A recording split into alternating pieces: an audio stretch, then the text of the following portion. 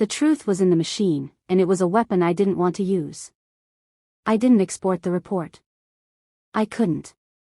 Despite everything, the insults, the jealousy, the accusations, she was my sister.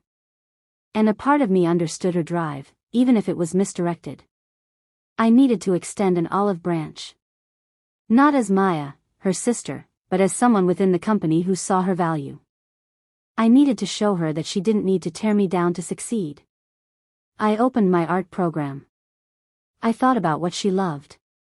Her favorite character in A Realm of Myth was Lyra, the Swift, a rogue archer with a tragic backstory. Chloe always said she admired her independence. For 2 hours, I lost myself in the work. I created a stunning, exclusive piece of digital art featuring Lyra. I drew her not in battle, but in a moment of quiet resolve, looking out over the city she protected, the wind in her hair. It was hopeful. It was strong. I rendered it in high resolution and, using the company's internal messaging system, sent it to Chloe's work email. I made the sender, the Ethelgard art team, and the subject line, acknowledging your contribution. In the body, I wrote, for Chloe Sullivan, thank you for your passionate work and fresh perspective. You are a valued part of the Ethelgard legacy. I hit send and waited, my heart thumping strangely. An hour later, my personal phone buzzed. A text from Chloe. It was a screenshot of the artwork. OMG Maya. Look what I just got. From the official art team. This is an original. Do you know what this means? Before I could respond, another text came through. This has to be from Leo. He must have commissioned it himself. He's saying sorry for suspecting me. He sees me. He really sees me. I put my phone down, a bitter taste in my mouth. She was so desperate for his approval, for the spotlight, that she couldn't see the talent right in front of her. She was falling in love with a phantom, with a version of her boss that she'd built in her head, all while admiring the artistic genius of the sister she dismissed. She had no idea she was falling in love with her little sister's talent. The gift had the opposite effect I'd intended. Instead of calming her, it made Chloe more brazen. She was now convinced that Leo had a special interest in her. Her mission to uncover the scribe became an obsession, a way to prove herself worthy of his attention. I was in a video call with Leo, discussing the leak damage control, when a high-priority security alert flashed across my screen. It was a different, more serious system than the one I'd checked before. This one monitored real-time access to a handful of crash-level, sensitive files. One of them was scribe_identity_verification.pdf. It was a dummy file I had created years ago, filled with false information and booby-trapped with tracking code. It was the digital equivalent of a honeypot. And someone was trying to open it. My blood went cold. Leo, hold on. I opened the security feed. The user was trying to bypass the encryption. The username was C_Sullivan. She's doing it right now, I whispered, my voice hollow. On the video feed, Leo's face hardened. Where? The scribe identity verification file. In the legal server. She's using a brute force program. We both watched in real time as the system logged her repeated, failed attempts. She was desperate. She was going to get herself arrested. I have to lock her out, Leo said, his hand moving to his keyboard. No. Wait. The word was out of my mouth before I could stop it. Let the system trigger the automatic breach protocol. It will be cleaner. It will give us undeniable proof. It was a cruel thing to do. I was letting her hang herself with her own rope. But after the leak, after the confrontation, we needed irrefutable evidence to present to the board. We waited, the silence stretching between us. Then, a new alert, bright red, filled my screen. *breach, level 1 confidentiality violation. File, scribe_identity_verification.pdf. User, C_Sullivan. Automatic suspension and security protocol engaged. *. It was done. I leaned back in my chair, feeling sick. I had just helped trap my own sister. The hunt was over, and the hunter was caught. The security footage from the office lobby was grainy, but the story was clear. I watched it on my monitor, my heart a painful lump in my throat. 2 security guards approached Chloe's desk. She looked up, confused, then annoyed. They spoke to her. Her face shifted from annoyance to disbelief, then to raw panic. She stood up, arguing, gesturing wildly. I couldn't hear the audio, but I didn't need to. I could read her lips. This is a mistake. I didn't do anything. They were firm but professional. They escorted her from the bullpen, 1 guard slightly behind her, 1 in front. She was crying now, tears streaking her makeup. She looked young and terrified. She looked like the big sister who used to let me sleep in her bed after I had a nightmare. They walked her through the shiny, modern lobby, past the reception desk with its glowing Ethelgard logo, the logo I designed. Past her fellow interns, who watched with wide, shocked eyes.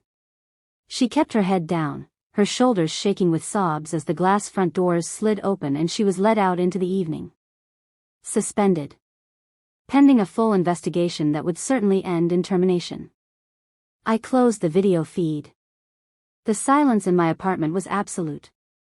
I had wanted her to stop. I had wanted to protect my company. But watching the consequences play out so brutally, so publicly, felt hollow. This wasn't a victory. It was a tragedy. I had tried to warn her, to protect her from this very moment.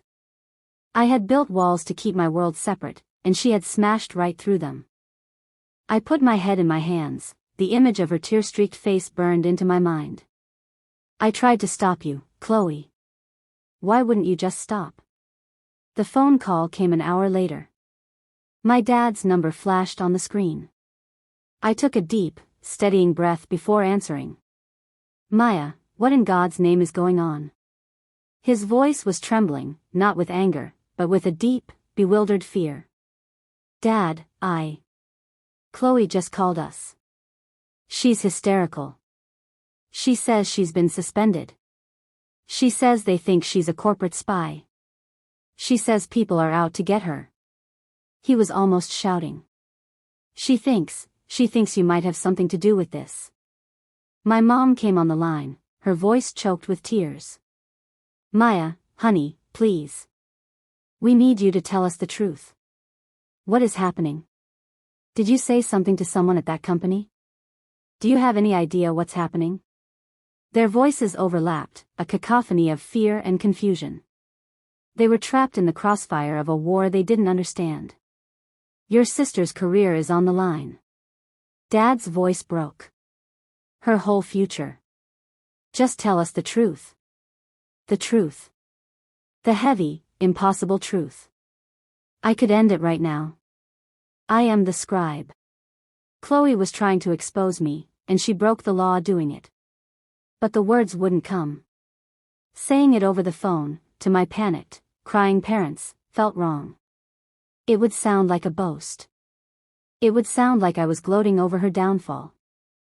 I felt the weight of my secret crushing me. I had to choose, lie to my family to protect an identity they didn't know existed, or speak up and shatter every idea they had about their quiet, unassuming younger daughter. I don't know all the details, I lied, my voice barely a whisper. It's a company security matter. It was the weakest possible answer, and I knew they didn't believe me. The silence on the other end was more accusing than their shouts. I was losing my family to protect a secret that was supposed to keep me safe. I didn't sleep. I paced my apartment, the events of the day playing on a loop in my head.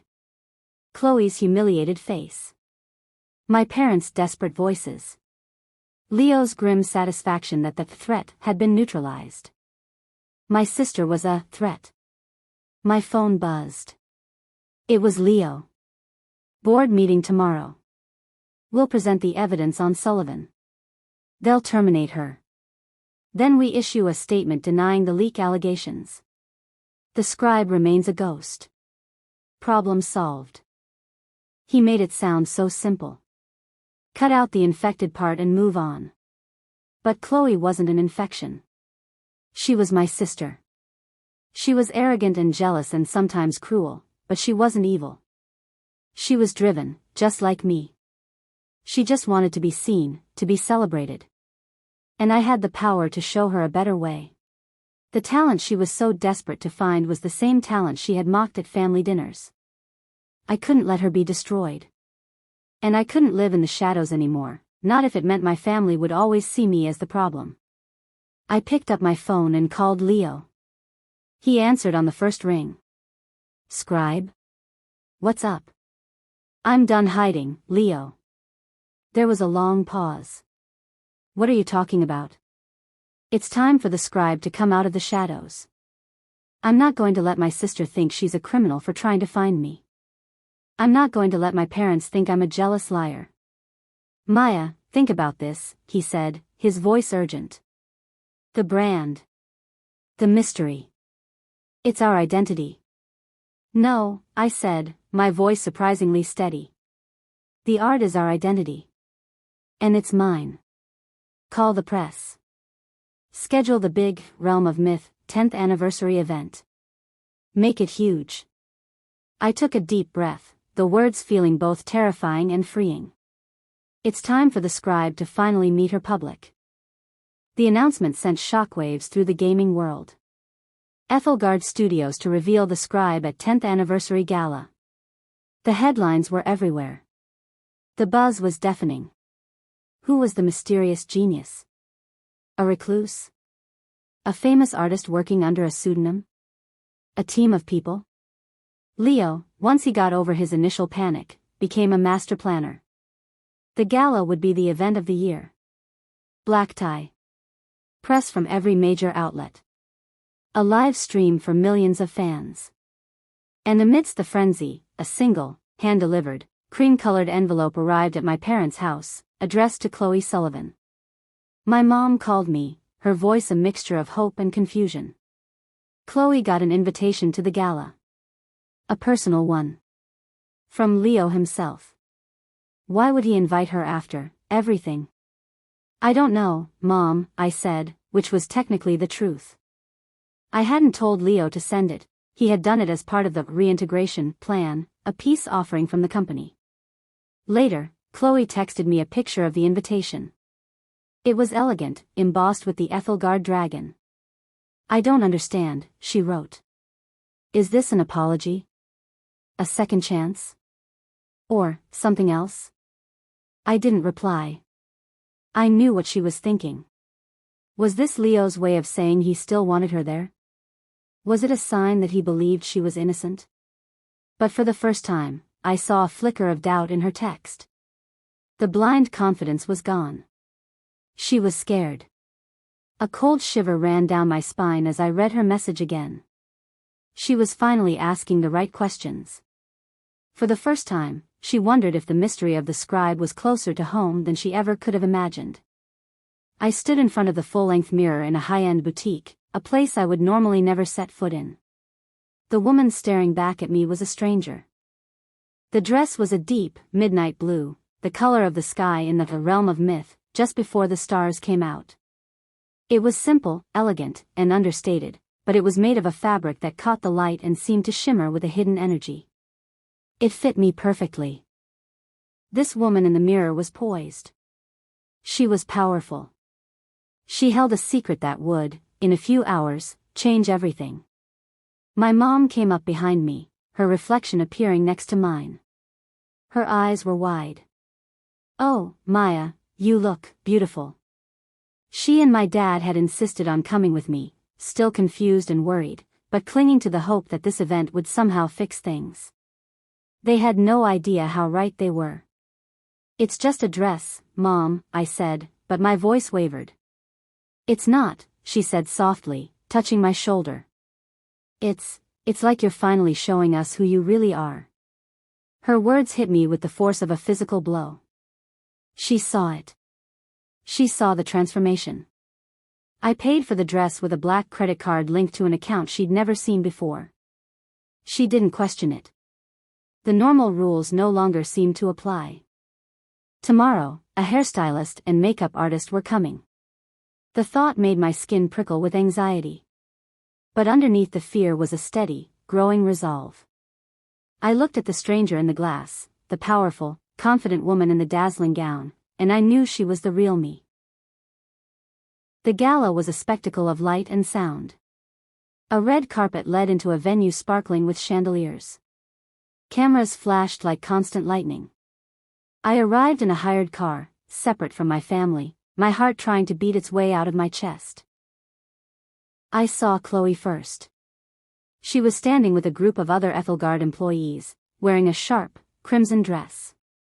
She looked beautiful and confident, but I could see the tension in her shoulders, the way her eyes constantly scanned the crowd for Leo. Then she saw me. Her head snapped around. Her jaw literally dropped. Her eyes widened in pure, unadulterated disbelief. She stared at me, at the gown, at the way I carried myself. This wasn't the little sister she knew. She broke away from her group and pushed through the crowd of glittering people, her expression darkening with every step. "Maya," she said, her voice a harsh whisper. "What are you doing here? How did you get in?" Before I could form a sentence, her eyes narrowed with dawning horror. "Oh my God. Did you come with someone?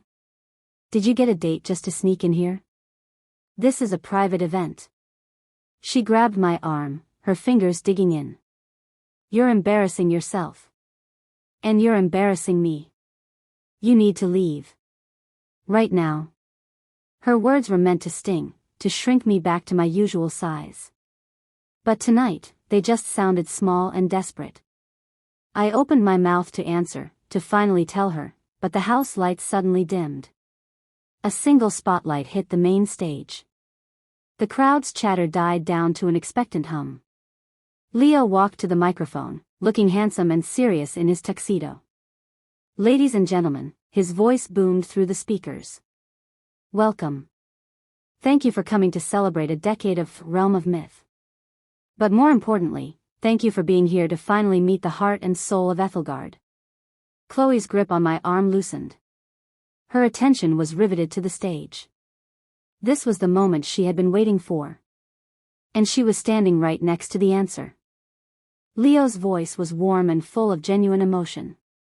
"For 10 years, you've played in a world born from a single, incredible imagination. You fought dragons, explored forgotten cities, and forged legends. And for 10 years, the artist behind it all has remained a mystery. They asked for no fame, no accolades. They believed the work should speak for itself." The crowd was utterly silent, hanging on his every word. "But tonight," Leo continued, "that changes. Because it's time the world knew the name of the person who made all of this possible. The artist, the visionary, my partner and my friend." He paused, letting the anticipation build to a fever pitch. My heart was a drum in my ears. I could feel Chloe holding her breath beside me. Then Leo smiled, a wide, genuine smile, and looked directly into the crowd. Not at a random spot. Not at some mysterious stranger. His eyes found mine, and the spotlight operator, following his gaze, swung the brilliant white beam away from the stage. The light swept over the gasping crowd. It passed over Chloe's frozen, bewildered figure. And then it stopped. It landed squarely, undeniably, on me. The light was blinding, hot. I could feel the weight of 1,000 stares. Leo's voice rang out, clear and definitive. "Please welcome, Maya Sullivan." For a single, heart-stopping second, there was dead silence. Then, the room erupted. The applause was a physical force, thunderous, overwhelming. Cameras flashed like a strobe light, blinding me. People were cheering, whistling, standing. I didn't move. I just stood there, in the spotlight, letting it wash over me. I looked at Chloe. She was still frozen, her face a perfect mask of pure, uncomprehending shock. Her brain was trying to process the impossible. Maya? Her sister? The scribe? Her lips formed a single, silent word. It was the only sound I could hear in the roaring room. The applause was a roaring wave, but all I could see was Chloe. The color drained from her face as the truth, in all its devastating simplicity, smashed into her. I saw the memories flicker in her eyes, every joke at a family dinner, every, "I'm so worried about you," every time she had called my art a hobby. I saw the moment she remembered finding me in Leo's office.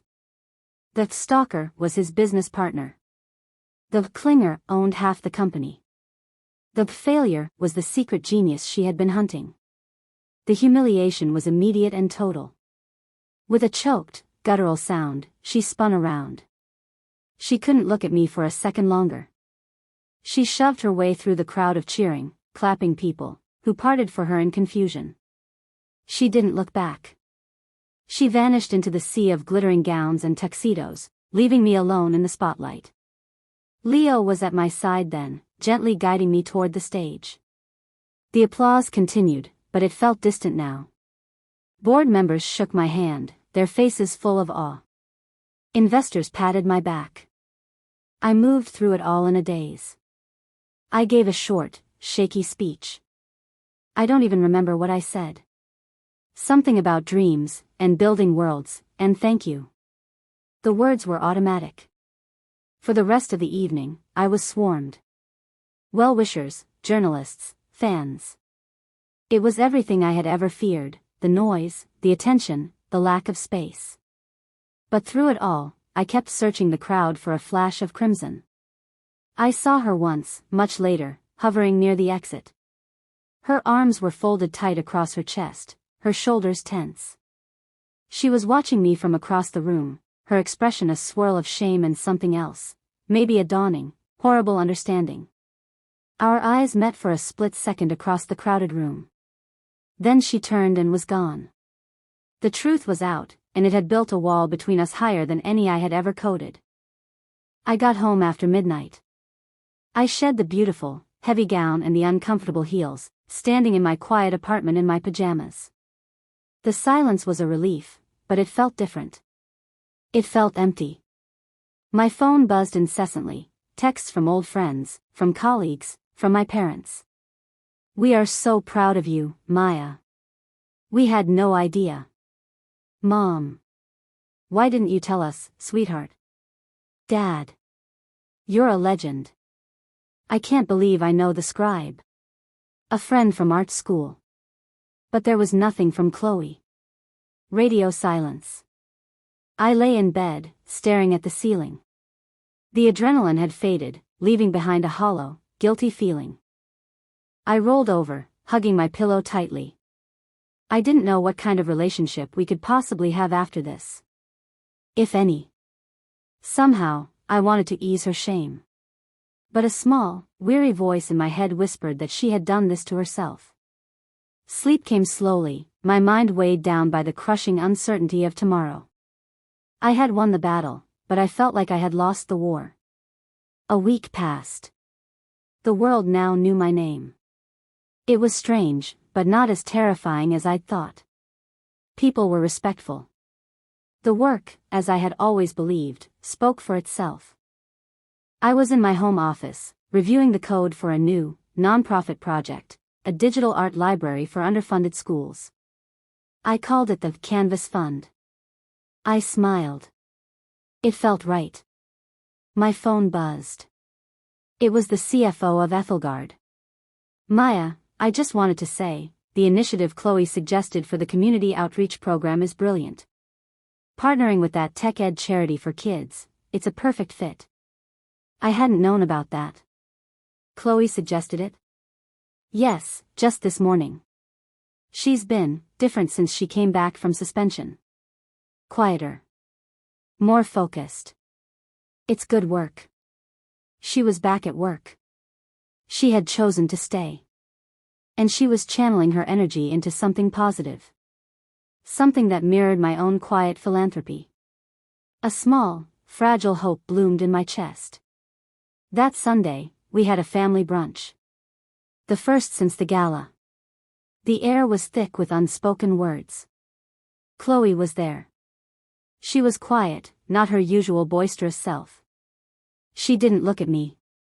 An aunt, oblivious to the tension, made a casual remark. It's so nice to have everyone together.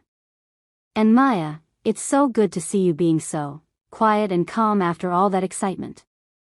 It was the kind of comment that would have normally made me shrink.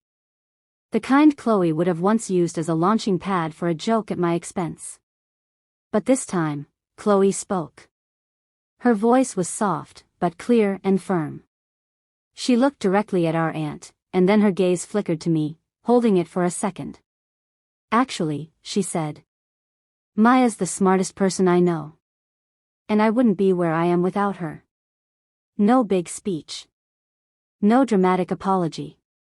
Just a simple, gentle statement of truth. The table went quiet.